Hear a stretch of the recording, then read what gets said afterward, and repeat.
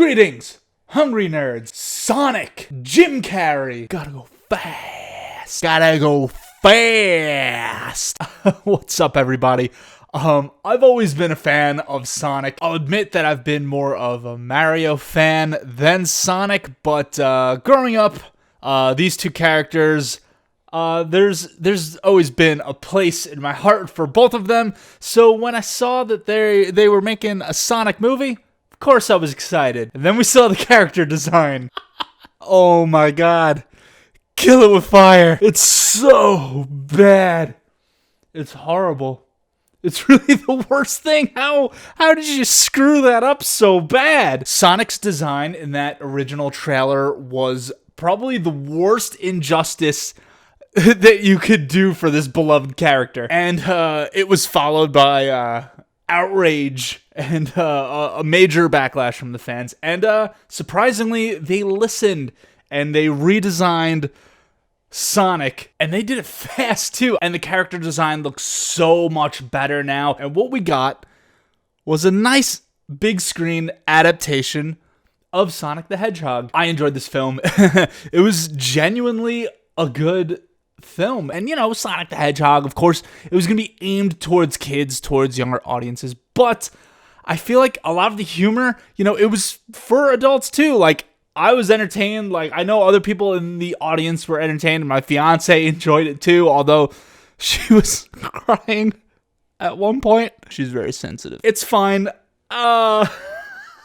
In this universe, Sonic is an alien from another planet, and he's hiding out on Earth because his home planet is too dangerous, and he uses his iconic gold rings. He uses them as portals to jump between worlds. They open up like a portal, big round portal thing, and he could go wherever he needs to go. He just has to think it or say it, and the portal will take him there. So he's living in Green Hills, Montana, which is not a place, which is not a real place, but there is a Green Hills ranch in Montana, in Bozeman, Montana. But he's living in Green Hills, Montana, which is a very small community. Only a couple hundred people live in that town, and it's actually very sweet what he's doing. So he's incognito, and he's kind of getting to know the residents of Green Hills, Montana, from a distance, because he's not exposing himself. He's not really interacting with these people, but he's like kind of being there on the sidelines, except for one person, like this crazy old guy who everybody's like, yeah, the Blue Devil, you're whatever you say, you crazy guy. There's no Blue Devil. But he's calling everybody his friends, you know, and he feels close to them because he is getting to know them. They're friends from a distance. But the character of Sonic himself, I feel like he was done right. He was done justice. His demeanor, he's just so genuine and caring. He has such a good heart, and it's just hard not to fall in love with him. And I feel like they get every last detail of Sonic's character right, down to the voice, portrayed by Ben Schwartz. And in this situation, Sonic is feeling a bit lonely because, you know, even though he's calling the humans his friends, you know, he's watching them celebrate a Little League game. They win a Little League game, and they're all happy, and they're celebrating, and he's happy with them because his town won the Little League game. But you kind of feel bad for him because he turns to his left and his right, and there's like nobody to celebrate with, and he's watching them, and they're all happy, and he feels left out. Get you right in the feels. So this leads to a scene later on after everybody leaves the baseball field. Sonic kind of does this Bugs Bunny thing where he's playing all positions for a baseball game, which makes sense. You know, it's a Sonic movie. He's fast. He could do that. There was one moment at the end of it, though, after he hit the ball, and it was like an in the park home run, and he's playing the coach too, guiding the runner home. I know he's fast, but is he in two different places at once? James Marsden, he's fine in this. He's playing a cop. He's playing, I think, one of the only cops, him and his partner, in this small town, aka the Donut Lord, according to Sonic, because of course he's a cop and he's eating donuts. But he's ready to move on to bigger things, and he wants to go to San Francisco to prove himself as a big-time cop. So because of that, he's wearing a San Francisco shirt, because he's all gung-ho on going to San Francisco. So he hears a little something happening in his shed, and he opens the door, and Sonic is there, just, you know, snooping around in people's sheds. And, you know, he shoots him with a tranquilizer, because The Blue Devil's real. But when this happens, Sonic gets tranked, and he sees the San Francisco shirt, and he's ready to throw his ring and go to the mushroom world, which we'll get to.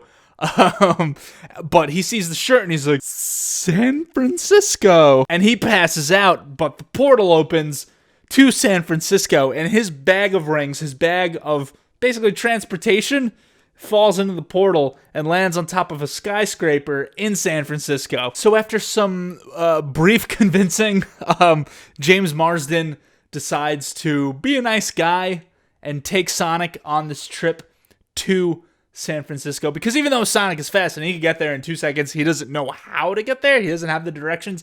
So I guess he kind of needs Donut Lord to drive him there and show him the way. And the film turns into like this buddy road trip film, and it's fun. And the friendship that they develop, it's really nice. It's sweet. It's hard to hate this. So they're going on this adventure, making different stops along the way. Well, Sonic making more stops than Donut Lord did, because, you know, he's able to just hop out of the car, go visit like the giant rubber band thing, come back. It's like, whatever. It was fine. But it was a really fun scene when they got into the fight at the biker bar, and they did this Quicksilver from X-Men thing where in the middle of a fight, everything just slows down, and Sonic kind of just sets everyone up to just like punch each other in the face or trip, you know, because he's Sonic and he's fast. You get it? Like the Bugs Bunny baseball thing, a scene that you would pretty much expect out of this film. It was well done, though. Jim Carrey as Dr. Robotnik. I was so excited to see him in this film, playing this character. He was just glorious. Just hamming it up, being Jim Carrey, over the top. It was reminiscent of his role as the Riddler in Batman Forever, and I don't care what anyone says about his role in that film or that movie itself. I love that film, and his performance in Sonic brought me back to that. The scene when he's in his truck and he's got all his monitors going, he's got like the holograms, and he's like running from the T-Rex. Running, and he's skiing, being Jim Carrey. It was so good. He was the best part of this film by far. Overall, sure, there were cliches in this film, and there were things in here that were a bit generic, but for the film that it was, like, it's kind of a given that it was going to have some sort of cliches in here. You know, who really cares? This is the kind of movie where it's just shut your brain off, just enjoy the ride and have fun with it. The only thing I had against this movie were the product placements. The product placements in this film were obnoxious. And I get it. Like, we're going to have some product placements in films. It's normal. But when they're shoehorned in, like a bad Adam Sandler movie, if it's like Jack and Jill, then it's just like, stop. I was thinking recently about Spider-Man Into the Spider-Verse and how there were product placements in that film as well. You know, Miles Morales walking around with his Sony headphones, but he was just walking around with them. He just had them around his neck. He wasn't like, I'm going to listen to music on my Sony headphones. No, it wasn't like that. It was subtle. Everyone saw it. It was clear as day, but it wasn't like, look at my headphones. This film did that a couple of times. The first time, it wasn't that bad. The first ad in this film was a Zillow commercial, and, you know, they're moving to San Francisco, so they're like, oh, we're going to move. So we're gonna check out Zillow because they have so many details on Zillow. And then you get a shot of the laptop and they're like, Zillow. It was a tad bit in your face, but it wasn't obnoxious like the Olive Garden. Which, by the way, I hate Olive Garden to begin with. If it was any other like casual fast food dining type thing, like if it was a TGI Fridays or like a Red Lobster, and they were like, eat at Red Lobster, their cheddar biscuits are good. I'd be like, yeah, they're cheddar biscuits. They're fine. They're good. Like, I don't care. But they're like, Olive Garden, the soup and the breadsticks. I hated to do this, but I groaned out loud in the theater. I didn't care to be that guy, but I was that guy because I just hate Olive Garden that much. And they didn't do it once. They did it twice. The first time they did it, James Marsden is like, I don't have any apps on my phone except for the Olive Garden, because when you're here, your family. And I was like, oh, God. This is awful. Fuck off. What does the app even do? I'm going to download the app right now. We're downloading the Olive Garden app. We're going to see what you could do on it. Probably like make reservations and stuff. I wonder if you could order on the app. Can you order unlimited soup and breadsticks on the app and have it delivered to you? All right, open. What does this app do? New order and reorder menu now. Quick and...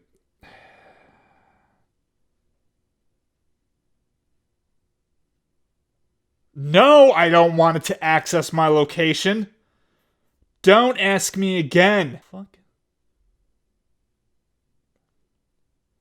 Yeah, so you could deliver, and it tells you where the Olive Garden is. Yeah, so you could order delivery, and it tells you the locations of Olive Gardens.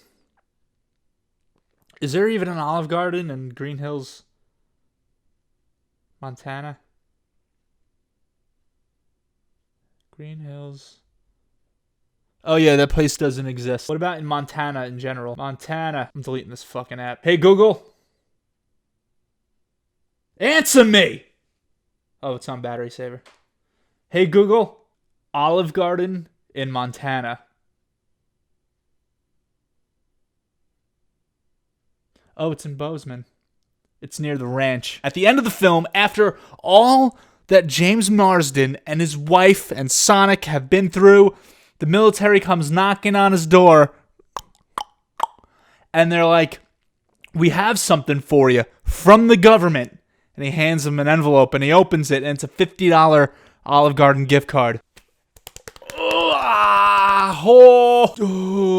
Get out. Get out of here. Take your gift card and go. That was disrespectful. Okay, this film wasn't bad. It wasn't bad. Overall, I enjoyed it. I had a good time with it. My only question now at the end of this film is, what is this mushroom world? They never specifically said kingdom, but I have some theories about this mushroom world, which Jim Carrey ended up at. They sent Dr. Robotnik to the mushroom planet world. Kingdom. I'm wondering, now this is a stretch here, this is probably a stretch and not very likely, but what if this is the beginning of some sort of cinematic universe like we've never seen before?